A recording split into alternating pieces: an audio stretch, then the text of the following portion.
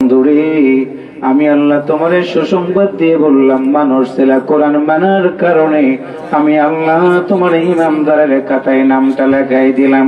ইমানদার যেহেতু হয়ে গেছে, উদখুলু প্রবেশ করো ফিস-সিলমি শান্তির মধ্যে।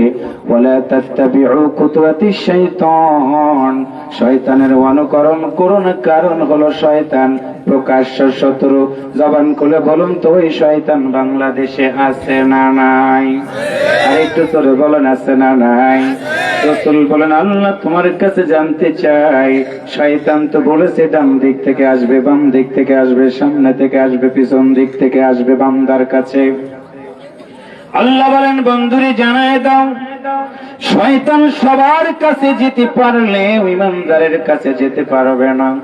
ইমানদার কারা? আল্লাহ জানাই দিলেন, আল্লাহু ওয়ালিয়ুল্লাযীনা আমানু ইখরিজুহুম মিনাজ-যুলুমাতি ইলান-নূর।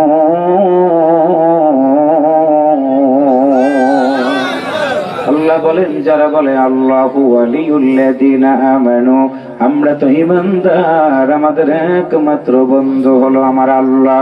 জবান খুলে বলুন তো, আমাদের একমাত্র বন্ধুকে? আল্লাহ বলেন, ইখরিজুহুম, আমার যারা বন্ধু বানাবি আমি আল্লাহ বের করে আনবো, মিনাজ-যুলুমাতি ইলান-নূর, অন্ধকার থেকে আমি আল্লাহ তাদেরকে আলোর দিকে নিয়ে আসবো। আলো মানে হলো ইন্নাদ-দীনা ইনদাল্লাহিল ইসলাম, ইসলাম ধর্মে যারা দীক্ষা গ্রহণ করবে আল্লাহ বলেন তাদেরকে আমি আলোর দেখাই, পথ দেখাই দিলাম। আলোর পথে যারা থাকবে আল্লাহ বলেন আমি আল্লাহ বললাম তাদের উপরে পরীক্ষা আসবে, ঝড় হবে, তুফান হবে। আল্লাহ বলেন, وَلَنَبْلُوَنَّكُمْ بِشَيْءٍ مِّنَ الْخَوْفِ وَالْجُوعِ وَنَقْصٍ مِّنَ الْأَمْوَالِ وَالْأَنفُسِ وَالثَّمَرَاتِ وَبَشِّرِ الصَّابِرِينَ। আপনি ভালো থাকবেন, পরীক্ষা হবে, ভালো থাকবেন, ফল শস্যের ক্ষতি হবে, ভালো থাকবেন। কোরআন বিরোধী লোকেরা আপনার বিরুদ্ধে মামলা দিবে, হামলা দিবে, জেলখানায় নিয়ে যাবে, মিথ্যা সাক্ষ্য দিয়ে ফাঁসির মঞ্চে ঝুলাই দিবে। ইমানদার যারা ফাঁসির মঞ্চে যাবে, কিন্তু জালিমদের কাছে কখনো মাথা নত করবে না, জীবনও ভিক্ষা চাবে না। আল্লাহ বলেন, বন্ধুরে শুনে রাখো, আমি আল্লাহকে যারা ভয় করো আমি বলে দিলাম সবাই জানবে তুমি দ্বীনের জন্য মরে গেছো, কোরআনের জন্য মরে গেছো। আল্লাহ বলেন, ওয়ালা তাকুলু লিমান ইয়াকতালু ফি সাবিলিল্লাহি আমওয়াত বাল আহইয়াউ ওয়ালাকিন লা তাশউরুন। আল্লাহ বলেন, আমার দ্বীনের জন্য, কোরআনের জন্য, মসজিদের জন্য, মাদ্রাসার জন্য এক কথাই আল্লাহর জমিনে দ্বীন কায়েম করতে গিয়ে যারা মরে যাবে সবাই বলবে মরে গেছে। আল্লাহ বলেন, তারা মরে নাই, বরং তারা শহীদ হয়ে গেছে। আর শহীদ যারা হবে আল্লাহ বলেন তারা আমার কাছ থেকে রিজিক পায়, শুধু রিজিক পায় না, মরতে দেরি হবে, আমি আল্লাহ তাদের জান্নাত দিতে দেরি করাবো না। রাসূল বলেন, আল্লাহ জানতে চাই, বলো মানুষ পড়ে যাওয়ার পরে গোরস্থানে নিয়ে যাবে, রাখবো মাটির কবরে, যে ঘরের ভিতরে একটা ছাতি নেই, বাতি নেই, কেউ নাই, কিন্তু আল্লাহ তোমার মতো আল্লাহরে যারা মানতে গিয়ে জীবন দিয়ে দিবে তারা কি মাটির কবরের ভিতরে থাকবে না অন্য কোন জায়গাতে তারা থাকবে? আল্লাহ জানাই দিলেন, বন্ধুরে শুনে রাখো, শুনে রাখো, আমি আল্লাহর জন্য যারা জীবন দিবে রাখবে লোকেরা মাটির কবরে, আমি আল্লাহ তাদের কবরটা মাটি রাখবো না, রাখবো না, আমি আল্লাহ তাদের মাটির কবরটাকে জান্নাতের বাগান বানাইয়া দিব। ইন্নাল্লাযীনা আমানু ওয়া আমিলুস সালিহাতি লাহুম জান্নাতুন তাজরি মিন তাহতিহাল আনহার যালিকাল ফাওজুল কাবীর।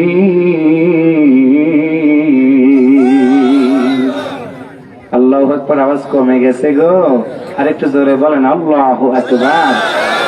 আপনাদের কি কষ্ট হচ্ছে?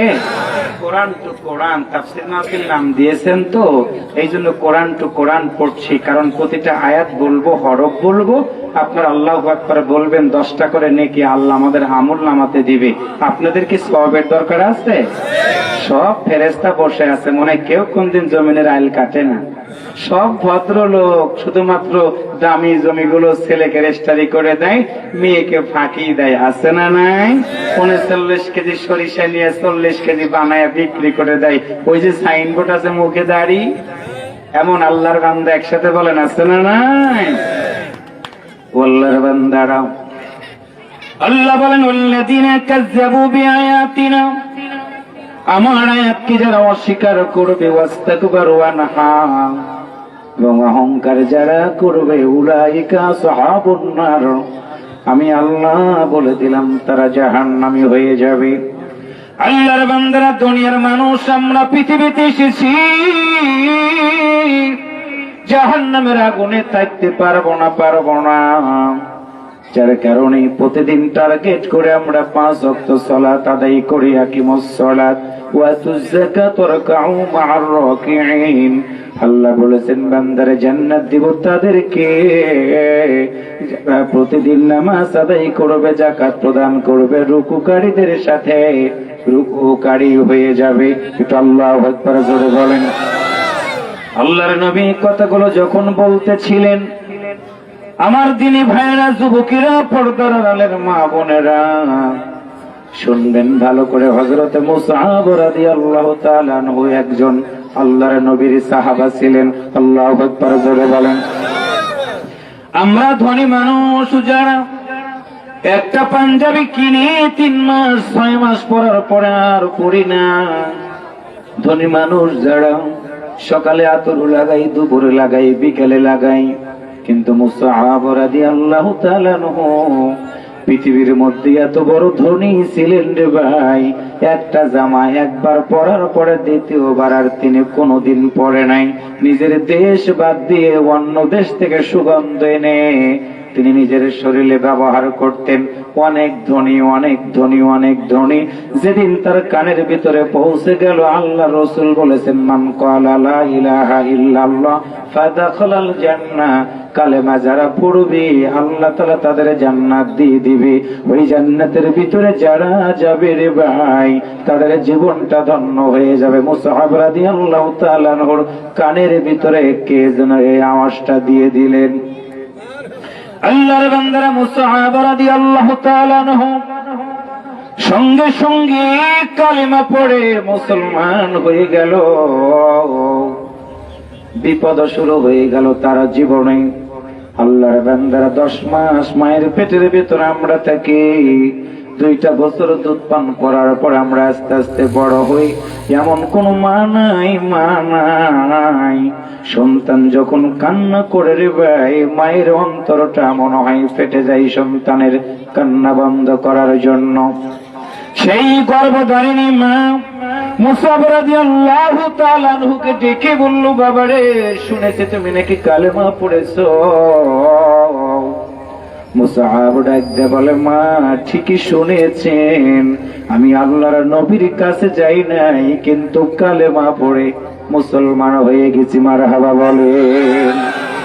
মুসআবের মা রেগে গেল, ডাকতে বলল, আব্বুরে, তুমি তো আমার সেই মুসআব, তোমার মতো সন্তানটাকে পেটে ধারণ করার সময় আমি মা 10টা মাস অনেক কষ্ট করেছি রে বাবা। প্রসব বেদনা বড় কঠিন, সেটা সহ্য করেছি। তুমি কালেমা পড়ে মুসলমান হয়ে গেছো, কালেমা যদি ত্যাগ না করো, আমার যত সম্পত্তি আছে সেখান থেকে তোমাকে বঞ্চিত করে দিব, বাড়িতে রাখবো না, বের করে দিব। এরপরেও যদি তুমি কালেমা না ছাড়ো, আমি মা যুবকদেরকে ডেকে এনে এমন মারাবো, কোনদিন আর তুমি কালেমার কথা বলতে পারবা না। বাংলাদেশের মানুষ আমরা পৈতৃক সম্পত্তির মতো কালেমা পেয়েছি, আমাদের দুঃখ পেতে হয় নাই, কষ্ট পেতে হয় নাই।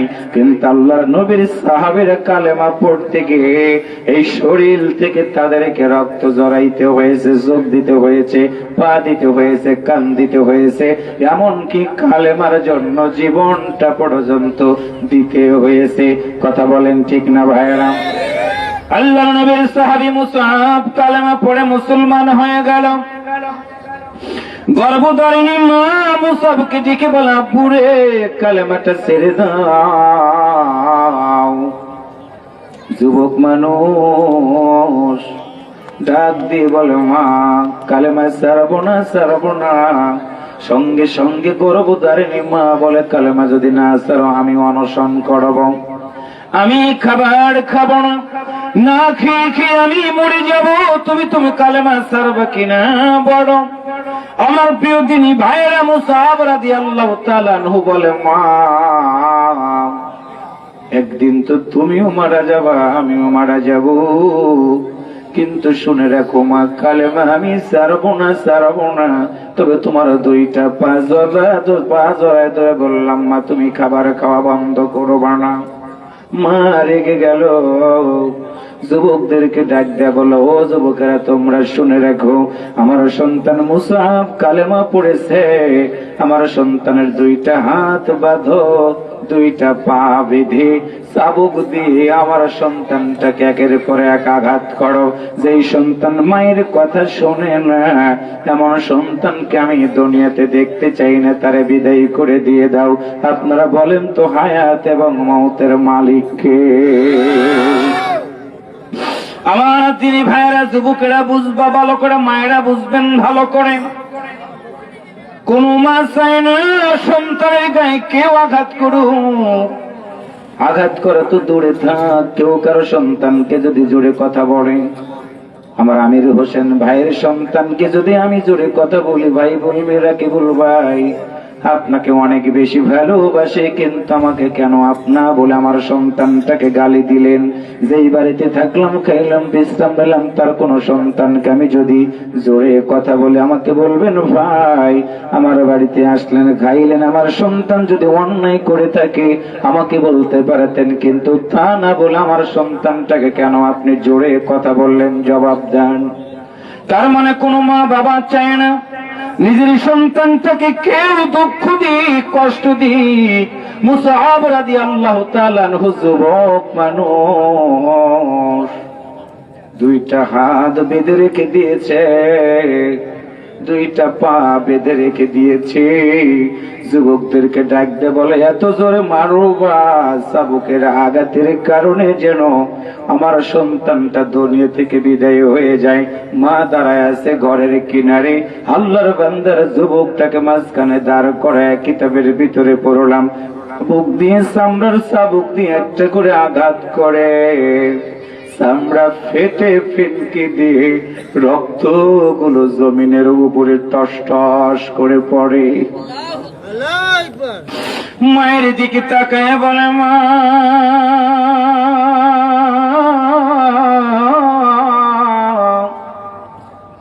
আমার গায়ে একটা করে চাবুক দিয়ে আঘাত করো মা, প্রতিটা আঘাত আমার কলিজাতে গিয়ে লাগে মা, তুমি বলে দাও যুবকেরা যেন আমার গায়ে আঘাত না করি। আল্লাহর বান্দারা একটা করে আঘাত করে, চামড়ার চাবুকের আঘাতের কারণে গোটা বডিটা ফেটে রক্তাক্ত হয়ে গেল। যুবকদেরকে ডাক দেওয়া বলো, বুড়ি বলো কালেমাটা ছাড়বা কিনা? মুসআব রাদিয়াল্লাহু তাআলা আনহুর চোখ বেয়ে পানিগুলো গড়িয়ে গড়িয়ে পড়ে। যুবক মানুষ পানিগুলো চোখ দিয়ে গড়িয়ে গড়িয়ে পড়ে, অন্যদিকে পিঠে ফেটে রক্তগুলো পা বেয়ে জমিনের উপরে টস টস করে পড়ে। মুসআব পায়ের দিকে তাকায়, দেখে রক্তগুলো পড়ে মাটি লাল হয়ে গেছে। মুসআব ডাক দিয়ে বলে, রক্ত রে কিয়ামতের ময়দানে সাক্ষী দিবি, আমি দ্বীনের জন্য, নবীর জন্য আমার শরীর থেকে রক্ত ঝরাইছি। আমার গর্ভধারিণী মা আমারে মেরেছে। জমিন তুমি সাক্ষ্য দিয়ে দিবা, কিয়ামতের ময়দানে আল্লাহ তাআলা যেন আমার এই খাতিরে মাফ করে দেয়। আমার দিনী ভাইরা, মোটা কাপড় পরা যুবক চাবুকের আঘাতে ক্ষত বিক্ষত হয়ে গেল তার গোটা বডি। মা বললাম, মুসাবুরি কালেমা যদি না ছাড়ো, মরুভূমির বালুর উপরে নিয়ে যাব। বালুগুলো গরম হয়ে গেছে, বালুগুলো গরম হয়ে গেছে। ওই বালুর উপরে তোমাকে শীত করে শোয়াই দিব। পিঠের চামড়া গুলো গলে গলে বালুর ভিতরে চলে যাবে। এইভাবে তোমার জীবন চলে যাবে। বলো কালেমাটা সারবা কিনা বলো। মুসাব ডাক দে বলে, মা তুমি আমাকে মেরে পিঠের চামড়াটা ফাটাইয়া দিয়েছো, তোমারে জানাই দিলাম, বুকটা ছিঁড়েও যদি কলিজাটাও বের করে নাও, ইসলাম গ্রহণ করেছি, একটা বারের জন্য আমি কালেমা ছাড়বো না। আমার দিনী ভাইরা, মুসাবের দুইটা হাত ধরা হলো, দুইটা পা ধরে ধরাধরি করে নিয়ে মরুভূমির গরম বালুর উপরে মুসাবকে শোয়া দেওয়া হলো। আল্লাহর বান্দারা যারা লোহা দিয়ে কাশি বানান, কামার চেনেন কিনা জানি না, আস্ত কয়লা যখন আগুন ধরায় দেয়, হাপড় ধরে টান দেয়, কালো কয়লা কিন্তু লাল টকটক হয়ে যায়।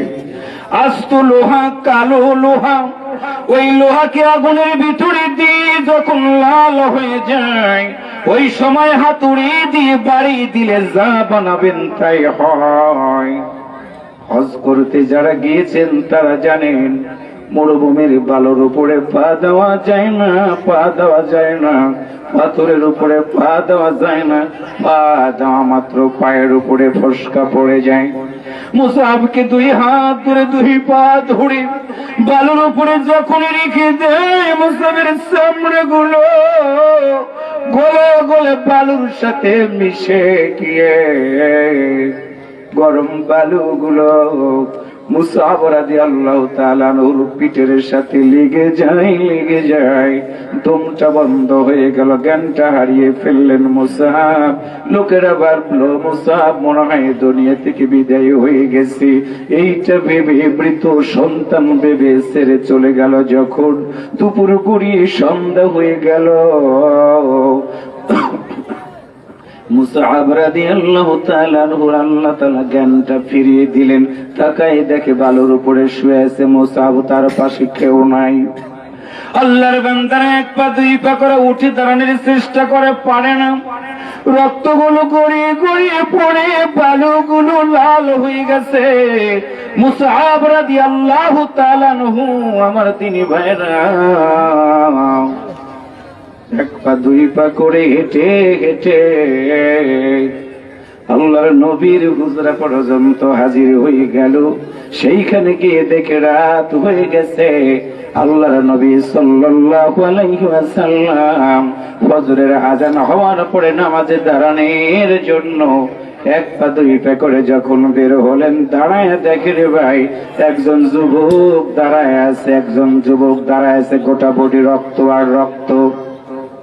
আল্লাহ রাসূল তাকায় দেখে কে যেন দাঁড়ায় আছে। এক পা দুই পা করে হেঁটে গিয়ে দেখে নবীর সাহাবী মুসআব দাঁড়ায় আছে।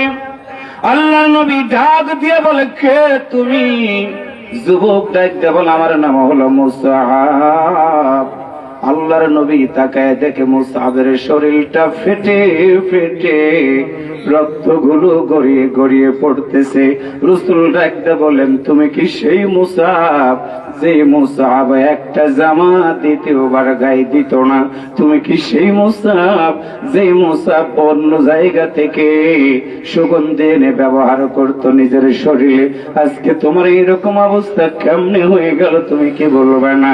নবীর দিকে তাকায় বলে, ইয়া রাসূলুল্লাহ, কালেমা পড়ার অপরাধে আমার মায়ের নেতৃত্ব আমাকে এইভাবে মেরে রক্তাক্ত করে দিয়েছে। একটু আল্লাহু আকবার বলেন। দিয়ে দাও।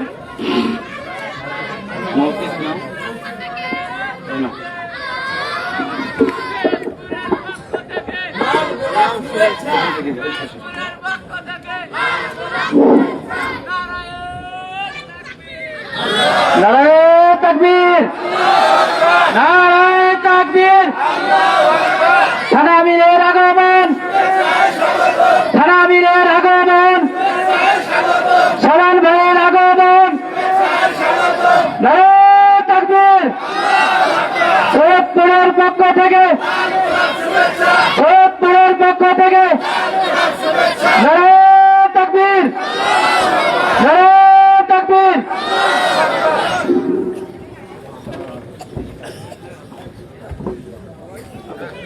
আরুন ভাই, আমি আমার বড় পাঙ্গাসী ইউনিয়নের সম্মানিত সেক্রেটারি সাহেব আরমান ভাইকে মাইক্রোফোন দিচ্ছি।